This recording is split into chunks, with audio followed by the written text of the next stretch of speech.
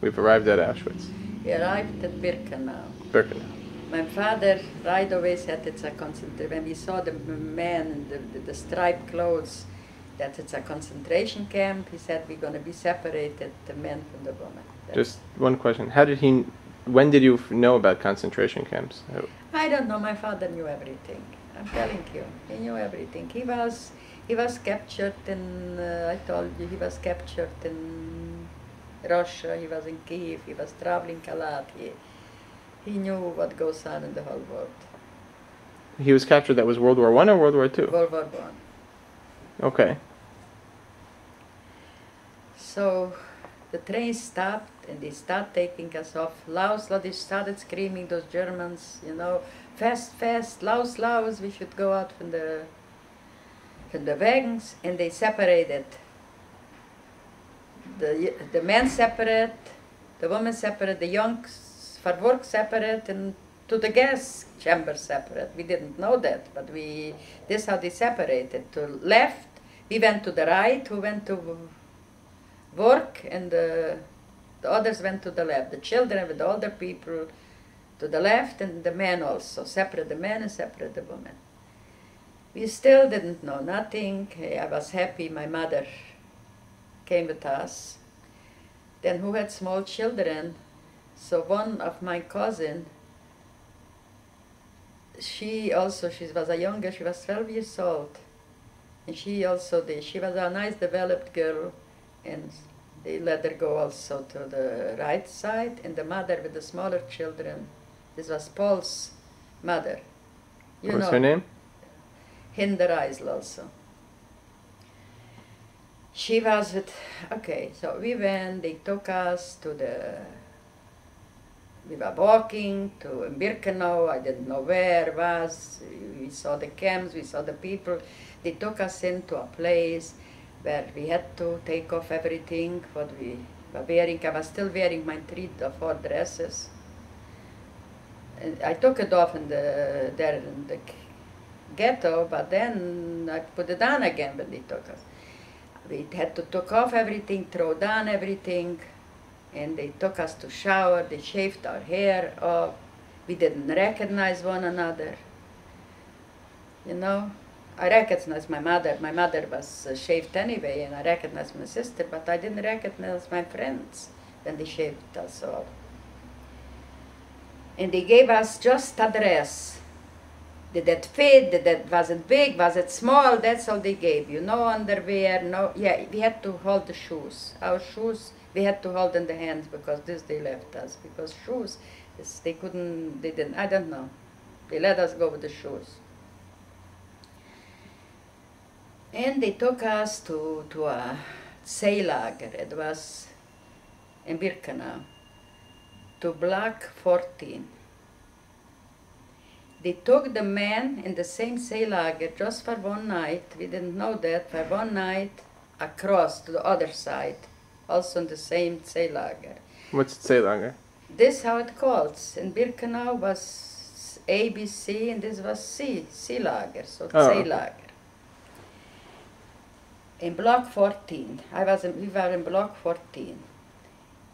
And my father, with all the other people, were across in our barrack, but they didn't allow us to go out yet that time because the man was there also, so the boys came in secretly, came and see who was there. So, you know, I told them, you know, when a cousin came that he should tell my father that my mother is with us, and you know, everywhere. But the morning, the men weren't there already. They took him away to Plaszów.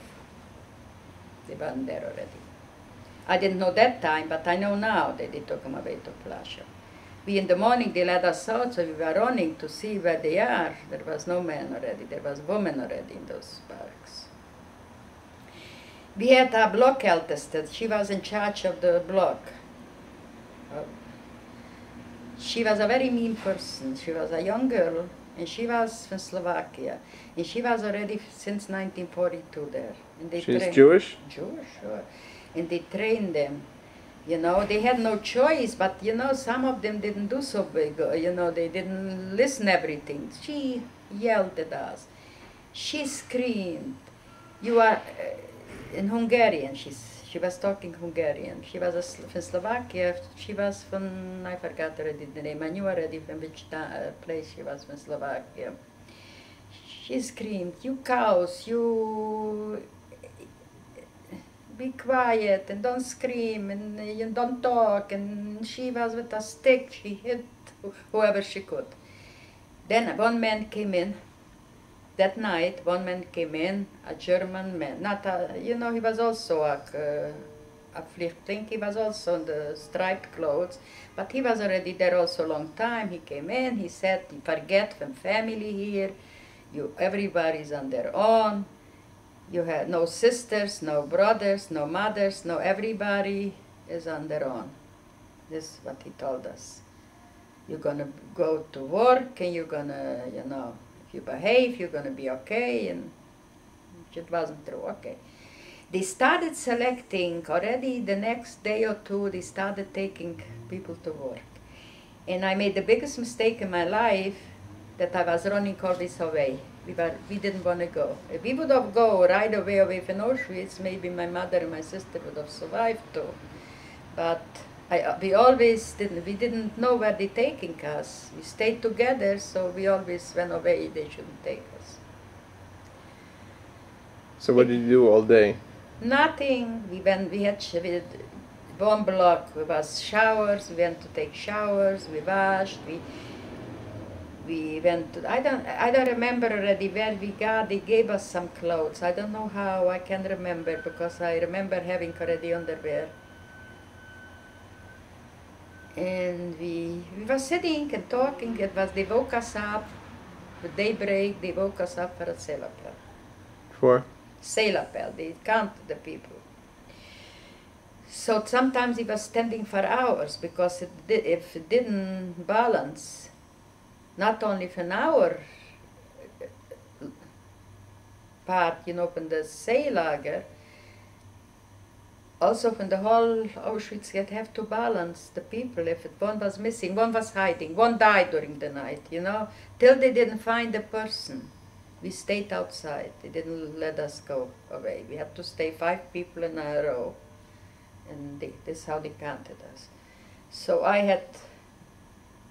it was my mother, me, my sister, my cousin, first cousin.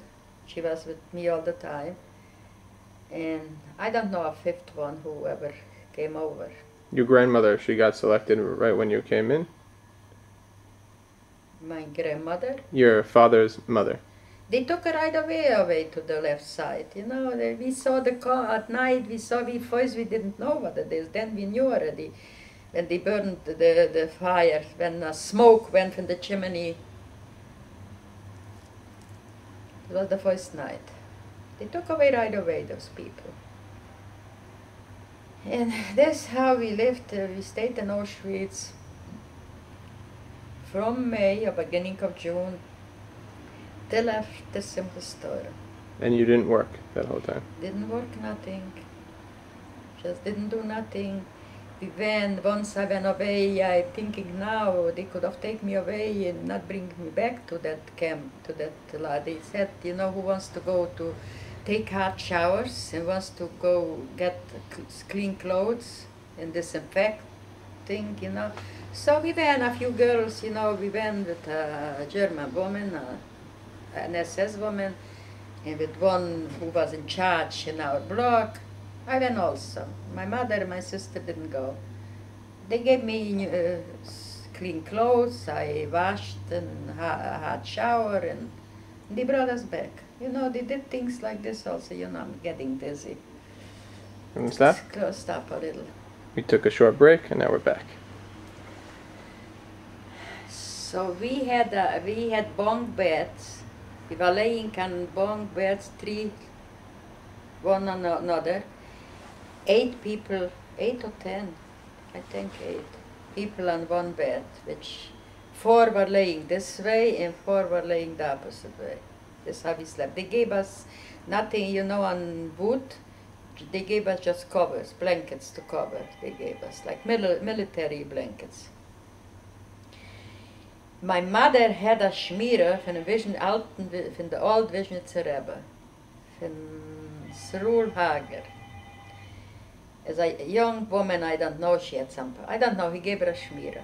So that shmira, when they told us to take everything, to throw away all the clothes, she put it in her mouth.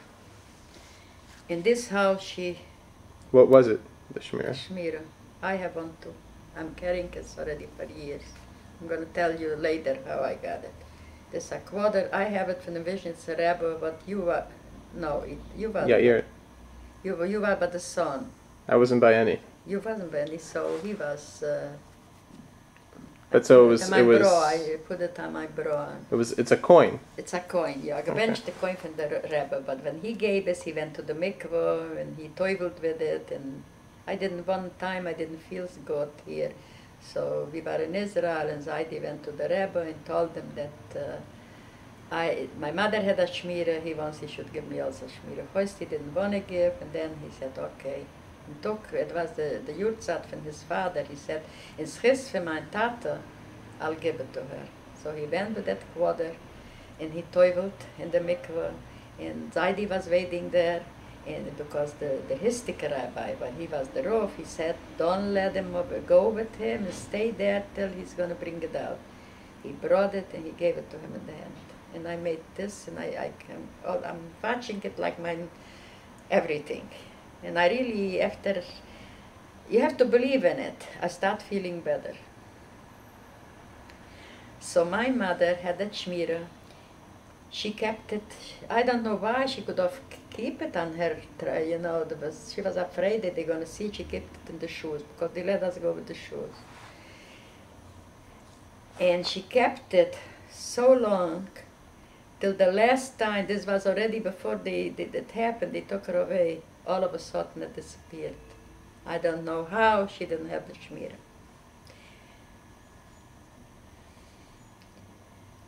And, okay, so we was sleeping, they gave us a soup, once a day a soup. That soup was a very heavy soup. But you know, we were used to it. I say it, we made drinks for the cow, tasted like this. I didn't know how this tasted, but it smelled like this. But they put in for the men and for the women, you know, something. But they put in also for soldiers, you know. The girls shouldn't have the period, you know. Right away we came to Auschwitz, we lost everything. They gave us a one pot. We were 8 girls on that bed, on that platform, whatever it is. They gave us in one pot, and everybody took a sip. Later already... One pot or one bowl? One bowl, you know, one pot, one bowl. They gave, it was plenty, it was enough, but everybody had to eat from the same thing because we didn't have nothing. Later already, I don't know how we organized something. You know, we had already our own little dishes, but the soup. I ate the soup. My sister couldn't eat it. She just couldn't eat it. She lived on the piece of bread. They gave us a piece of that bread like mud, and on the bread was maybe something, a piece of salami or something was on the bread. I don't remember, a piece of jelly, jam, something was on the bread, and they gave us a soup. I ate the soup. I ate. She couldn't eat. My mother also ate, not a lot, but also she ate a little. My sister couldn't eat the soup. She tried, but she couldn't. Then she got very sick. She was running high fever. She was very sick. What it was, I don't know.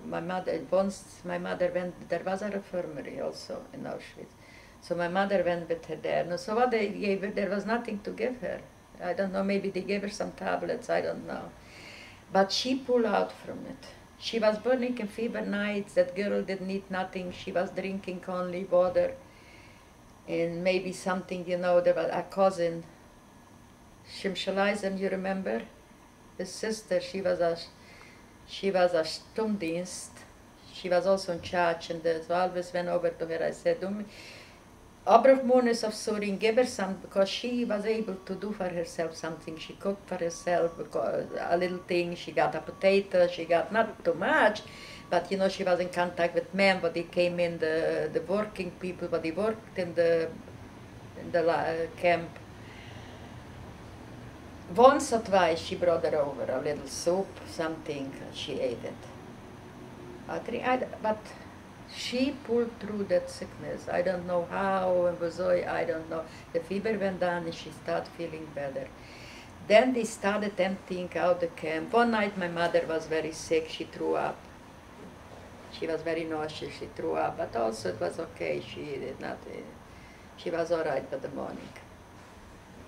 But my mother went also she lost a lot of weight, and she, you know, an aggravation with my sister, but she was so sick, so she got very run down. I was okay, I was holding myself. I lost maybe weight, but it didn't show that I lost, because whatever they gave me, I ate. That's all I ate.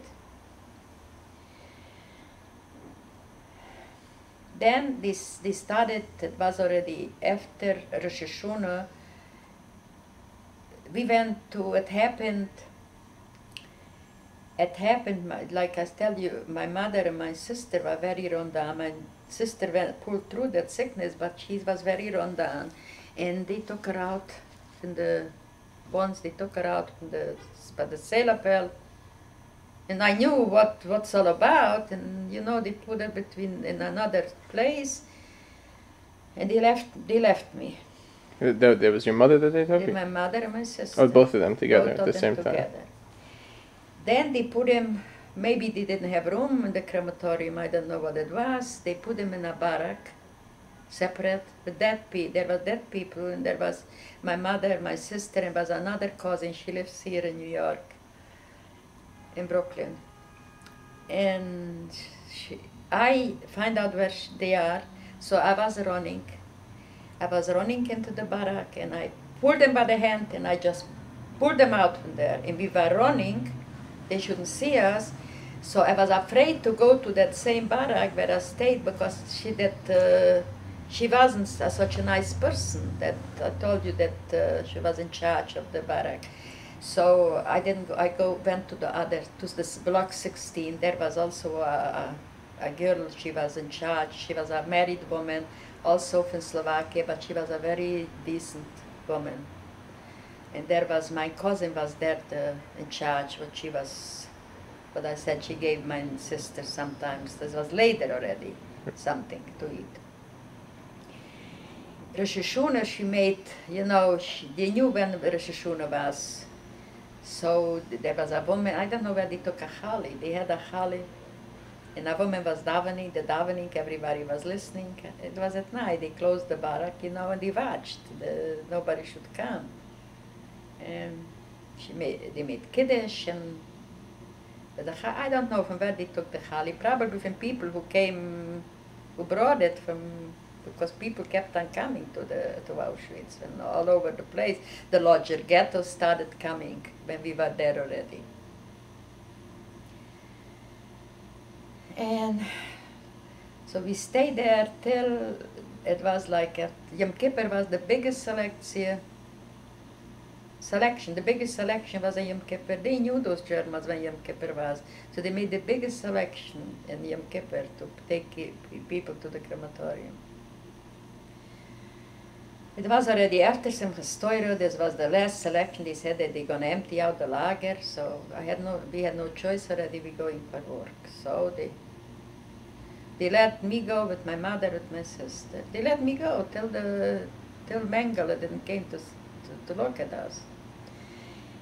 They took us they let us out from the camp, and they took us to the station where they took us for showers, for hot shower. They gave us hot showers. They gave us this clean clothes. When they sent us off to work, they gave us some food. So they let me through with my cousin. They didn't let through my mother with my sister, because they were very run down. My mother looked very bad already. You know, she was a young woman. She was 48 years old. But you know, after Tzures, what she saw by my sister, and my sister was run down. I remember I took a beads. I don't know where I got a beads, and I colored her face should be a little red. She shouldn't be so pale. But Mengele saw that she would. If they would have let her go, they would have work, because from the beginning wasn't bad in the working camp.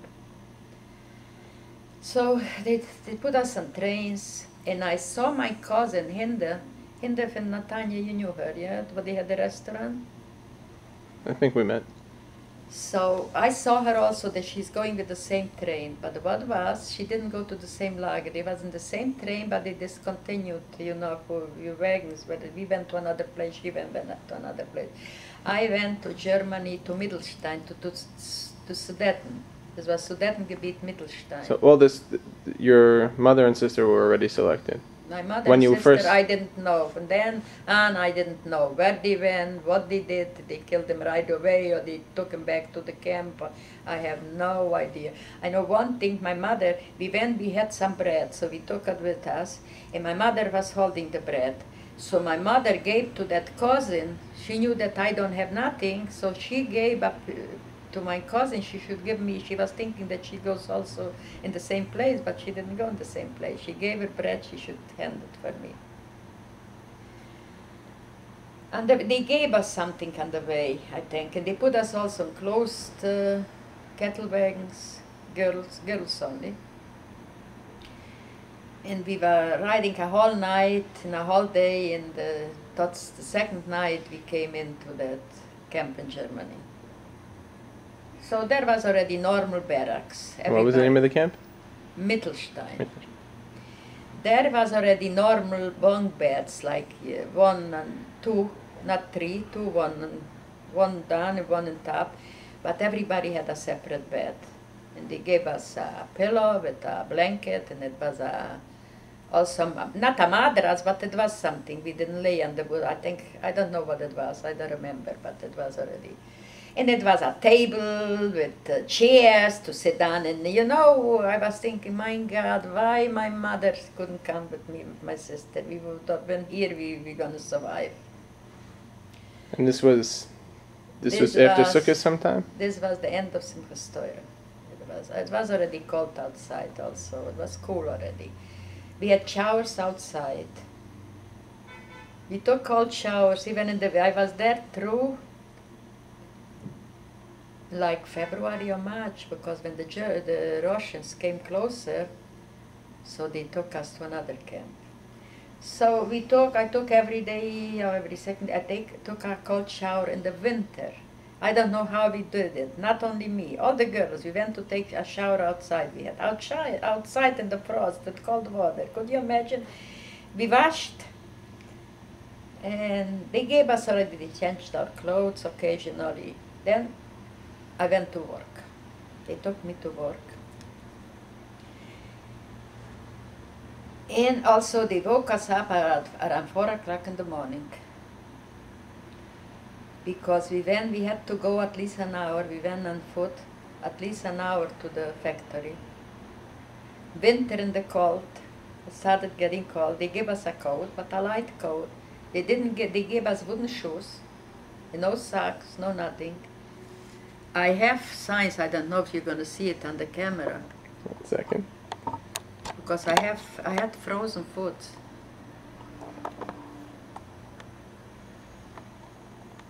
I have scarves from that, Yeah, I see it. in the cold weather. So I went and I took, in the factory I found newspaper, and I had some strings, you know, I don't know from where I took it, and I covered my feet with the newspaper, and this is how I walked. The newspaper keeps you warm, the feet. I took out the lining from the coat, a piece of the lining, and made a scarf.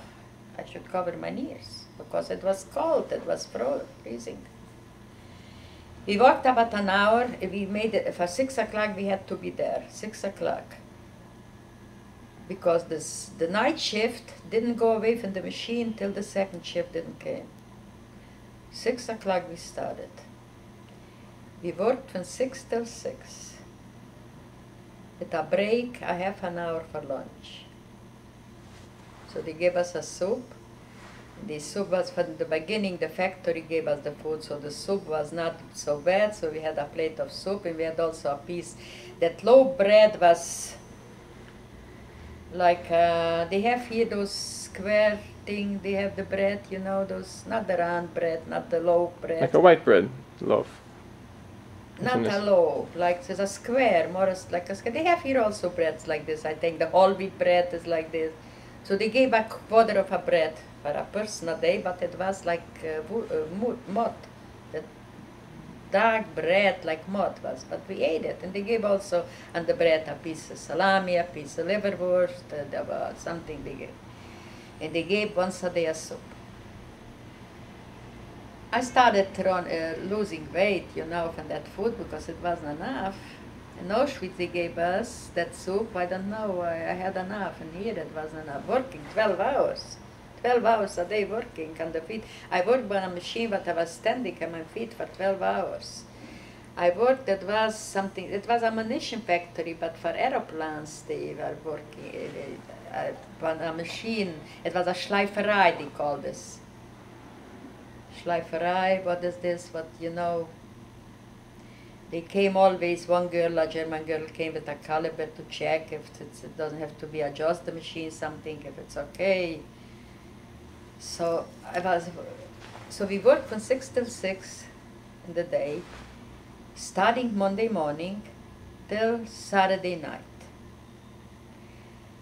The next shift was from Sunday night till Friday, till Saturday morning. 1 week we had a day shift and 1 week a night shift. So when we worked the night shifts, the week to go back to the day shift, we had at least a little off, so we came back Saturday morning, we had off till Monday morning. But when we had the day shift, we came home Saturday night, and Sunday night we had to go back to work. And this went on like this from, what does it say, from October till, I think, beginning of March. We were in that camp. And so what were you? I know it was some sort of munition factory, but what were you doing there every day? I said this, I was working by machine, but she was, I don't know how to say it in English, you know, they were cutting things, you know. I put in a piece in the machine, metal, and I went with the machine and it was cutting. And that's what you did. That's Okay. what I did.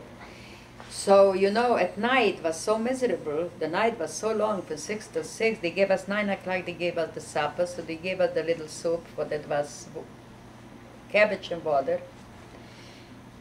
Black coffee, they gave us a whole night. We could drink a whole night black coffee. And so I was counting the pieces. I said, no, I'm going to count till 200 pieces and then I'm going to look at the clock. I'm not looking before at the clock. So I counted the 200 pieces, the 300 pieces, and I looked at the clock, it's already 3 o'clock in the morning.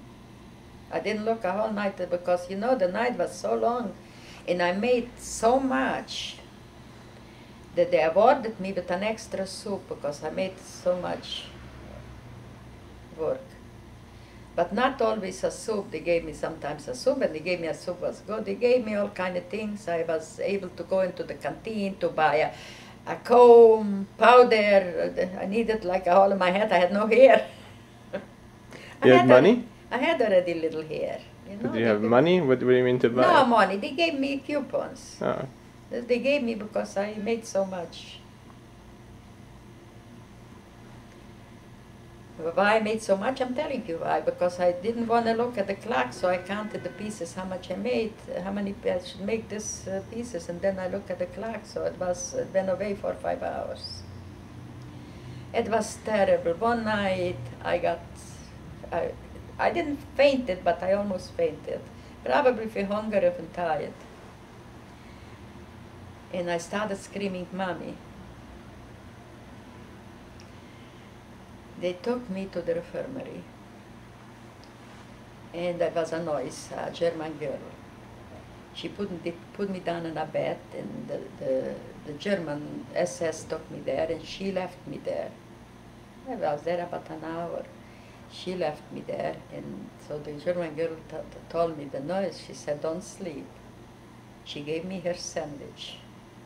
She knew why I felt like this. I was pale like a ghost. She gave me her sandwich, what she took alone for herself for the night, and she said, eat it up before the SS woman comes back. But don't sleep. Do me a favor, don't sleep. I didn't fall asleep. I was up, but I ate this sandwich, you know, this gave me a little strength. They took me back to she came back for me, and they took me back. I went back to the machine to work. Once, it happened to me during the night also with the machines, you know, with those knives. I mean, this was dangerous. And I dozed off by the machine. And a piece fell in my head. And he came running, the head from the factory. He told me in German, what did you do? You could have killed yourself. You could have hurt your eye. What did you was sleeping? He told me you was sleeping, and I didn't answer him even. I had he was the foreman. This, you know what it is, a foreman. Yeah. Foreman. My foreman, he was from Hamburg. He talked German with a very heavy German accent, you know, that I understood because I took in the high school, I took German language. And Jewish is a little similar, so I was able to talk with other people. But he was talking as such as German, from Hamburger German, that I hardly understood him. He sometimes brought me something. You know, I had a little night table by the machine. He put it in there, nobody should see, and if you eat it, they shouldn't see. I never forget, it was Christmas time. He brought me a piece of cake with cream. I didn't know I should eat it, I should look at it, what I should do with it. When I had a thing like this. And then it was a Russian girl also, she worked also on a machine like this near me. She was also forced to come to Germany to work. She didn't come on her own. She was from Kharkov. She also brought me sometime. They also had it, you know, they had curfews. They couldn't go outside at night, but they paid them. They got money for the work, and they bought themselves food. She also sometimes brought me something, you know, some fruit. She brought me one time, she brought me a piece of bread, a sandwich, also. When you got hurt that time, that was not serious? Nothing happened. Nothing happened. I woke up. Right. That thing, I woke up good. And do you know why the foreman brought you things? Just because you were a good worker? What? The foreman, why would he bring you things? Oh, I don't know. No, not because he felt sorry for me. Not that he was, you know, not all the Germans were bad. Sure. But there were other women there. Like, why, he brought for everybody or just brought for you? No, he was my foreman. He brought for me. I don't know. He was my foreman. Maybe he was for somebody else too, but he brought for me. But he probably felt sorry for me. This is the only reason, for nothing else. He said, you know, they were afraid, those SS women, they were standing out all night in the factory with us. 2 women came with the girls and stayed there. All right, they didn't stay near us, but, you know, like if he had to adjust something, and the machine, let's say the machine went something wrong, the caliber didn't match, so he had to adjust the machine. He said, go behind the machine, nobody should see it. It was big machines, and those off a little. He wasn't a bad man. He wasn't a bad man at all. One night, we were working for night shift. We were working, and the girls, hungry was everybody, and there was a wagon with a horse a man was carrying salamis to the stores. I don't know why at night, and they were run out from the line, and they run to that wagon. And they took away salamis, and maybe, I don't know if they ate it or they took it away from them, I don't know. It was a whole court, because it was everything, you know, on, no, how to say, on Chalukah, how you say it? You don't know either. I understand Chalukah. It was everything, so they had also proved that rations. Rations, so they had to prove that they took it away from him. So they went to court, and we were thinking those girls never going to come back. Court in between these Jewish girls who are working at the factory and this guy, delivery guy in the German town. It was a court because he had to prove himself that they took away from him, you know. Oh, he got in trouble because of the rations. Yeah, sure. Right. So they took him, they dressed him nice, and they took him to court. And they came back. Nothing happened. They gave him a good lunch, they said, there. Nothing happened to them. lot of things what happened, a lot of things happened. What else? What's important? It went day by day, night by night, you know. I ate up everything what they gave me. Girls put away for tomorrow, you know, they put the piece of bread, they made portions, a piece now, a piece at night, a piece I never. They gave it to me, I ate it up, and this was the best thing. They gave it to me, I ate it up, I didn't have nothing. Because if I wanted to put away something, under the pill, I couldn't sleep till I didn't eat it up. What was that to eat, that piece of bread? You know, then we find out when it's Pesach. Listen to Pesach? that. Pesach. You're talking about it now. No, we were still in lager. Pesach, we were in lager. You're going backwards in time? No. You're talking now. It's 1945 Pesach. No, 1944 Pesach. That's when they took you away from your town. Oh, 1945 Pesach, yeah. But so what happened in February? You said they moved you. No, this was in February 1945 already. Right. So what happened? So maybe this was no, they moved us after Pesach, I think it was. I don't know how we find out that this was. So we said, girls, we're not going to eat bread. At least this, I don't know why, you know, we didn't have what to eat. We're not going to eat bread, Pesach. So maybe we didn't need the first 2 days, you know, we could do it without it. It was a long winter. And the day went very slow at work. The week went fast, but 12 hours to stay on the feet from 6 till 6. We were not allowed to leave the machine till 5 minutes before 6. We had to clean up. And 6 o'clock the other shift was standing there. Also the Germans worked like this. Also those Germans who worked in that factory, they worked 12 hours a shift. 12 day and 12 night, the same shift they had. All right, they had food. You know, we had supper 9 o'clock. I think they had 9 or 9:30. They had a half an hour before us. So sometimes, you know, the plates were still on the. They left some food. You should see how those girls run to those plates to eat the leftovers. I never could do it. I don't know how hungry I was. I never was able to do a thing like this. I ate raw potatoes, I ate potato peels from cooked potatoes, I ate rieben, I don't know how you call this, you know, those big things, those, I don't know, rieben, I'll say rieben. If the kitchen put out, you know, somebody put that especially on the window a piece of this, and I saw it, I took it away, but this was happened maybe once or twice. I had my, all right, now I was with my cousin also. I worked in the Which cousin was this? This is Hinder Eisel, also Hinder Eisel Shimshovich. I worked with her, she worked in another department. She worked in the Bora, like they were scrolling. Also electricity, you know, in the same factory, also the ammunition factory. She cut her finger. So there was the lager älteste, in charge of the lager where we worked already in the working camp. She was a Polish girl.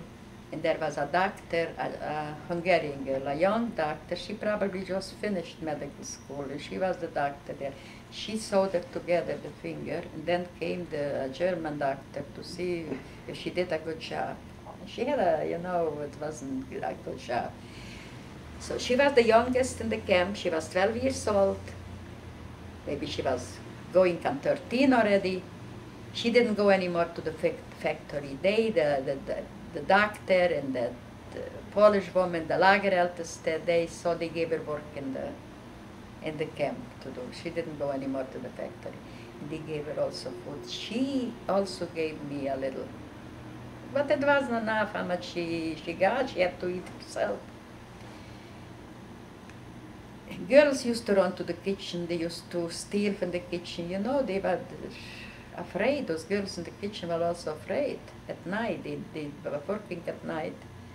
So the German SS woman came at night, like make believe they came to steal. They had to start screaming, go away from the from the kitchen, go away from the kitchen, and then they saw it was, they knew already that it's SS woman probably. To just test them?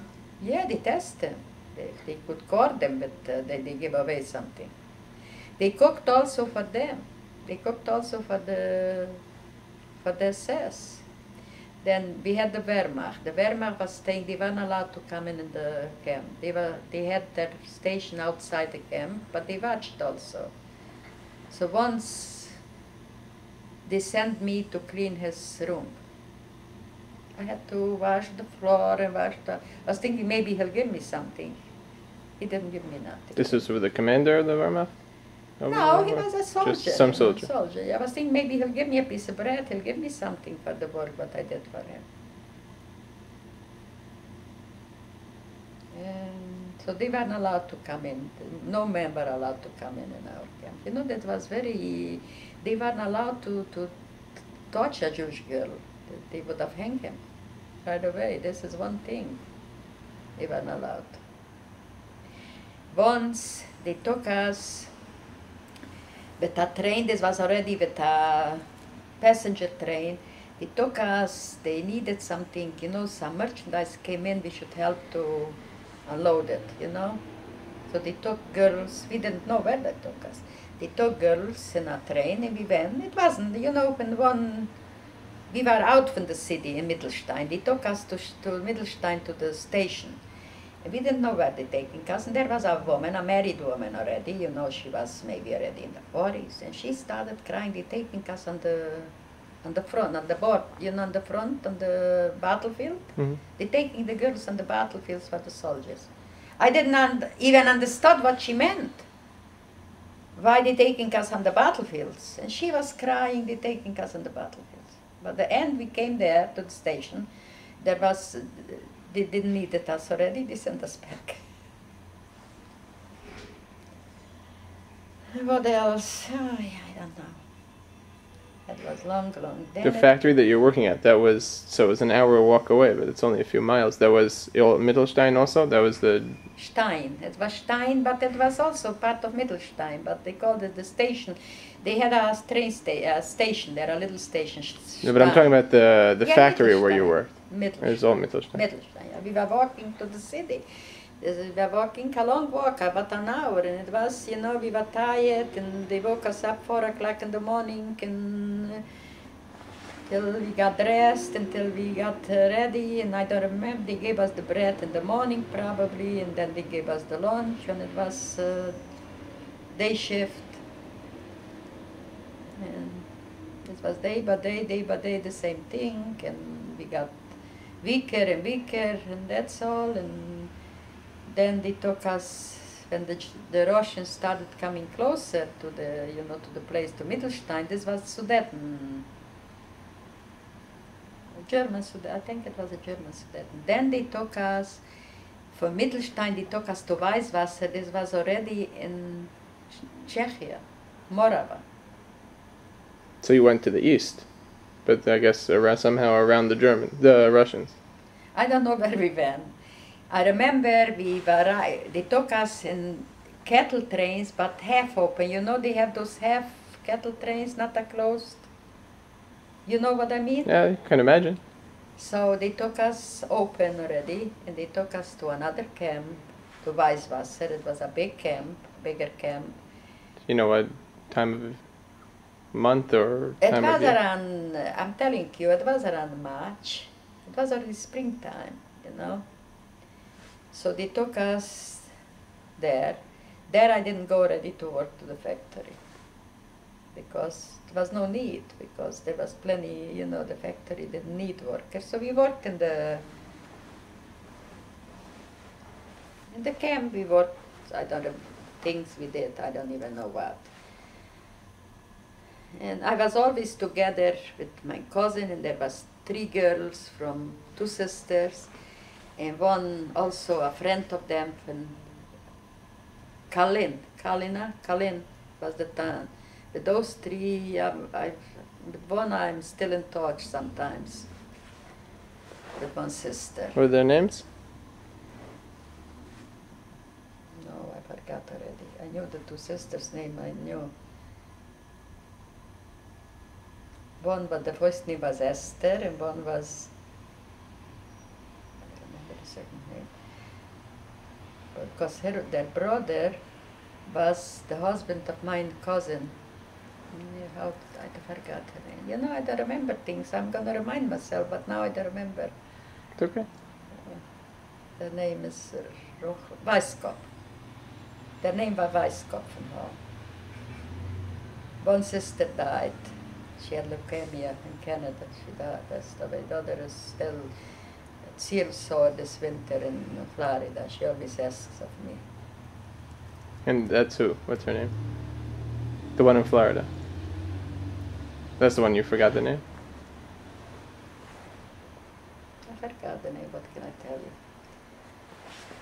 So we were in that camp for about, I don't know, it was till May, beginning of May, and we heard already, you know, they took us to take hot showers in a military train, you know, which it was, they had the showers in the train, and they took us there and they gave the Wehrmacht.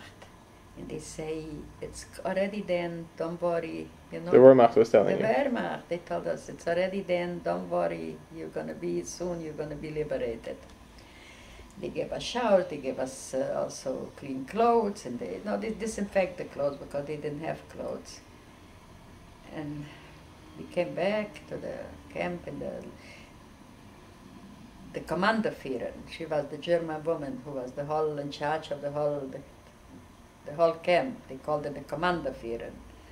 So she said, you heard already things, you heard news, she said, the last coal is going to be yours. The last coal? The last shot, what do you say, the capsule, but the capsule goes out from the... Then the shooting, no? Right. The shell? Shell, yeah. The last shell is going to be yours. This is what she told us. But we were running Quran already, you know, we were running Quran happy, we were talking, we were, you know, we knew already it's the end. So then they planned to do something to us, but we were near a Czech town. That was already in Morava, Czechia. So there was Czech partisans. So they were watching the camp already a few days before the liberation, they were watching the camps. The Germans should do something. So the last night... You saw the partisans during those days? They you didn't told know. us afterwards. Right. We didn't see. The German was still there. Nobody. So it was at night. I think it was on a Shabbos night. I don't remember exactly. On Saturday night, the head from the factory came to the camp, and he called us out at Selapel. This means everybody should come out, and we knew already that they don't call us for at Selapel, that something is going. So he said, from now on you are free. But he said, there is, you know, they put in potatoes. They used to do the going by us too.